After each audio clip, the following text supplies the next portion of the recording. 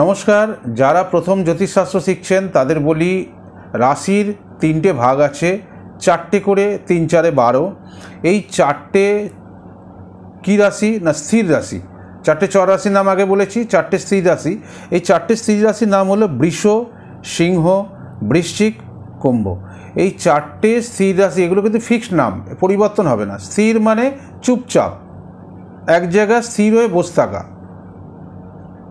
চর রাশি মানে চলমান বলেছি, স্থির রাশি মানে চুপচাপ একটা জায়গায়, নির্দিষ্ট জায়গায় বসে থাকা বা মুভেবল না হওয়া।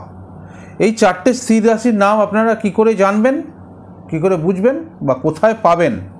এই চারটে স্থির রাশির নাম জানতে একটা বই রেকমেন্ড করছি, সেটা হচ্ছে দেবসূর্য পাবলিকেশন কর্তৃক প্রকাশিত এডিএন পদ্ধতিতে ভাগ্যবিচার।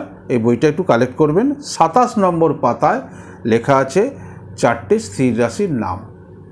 নমস্কার, সপরিবারে ভালো থাকুন।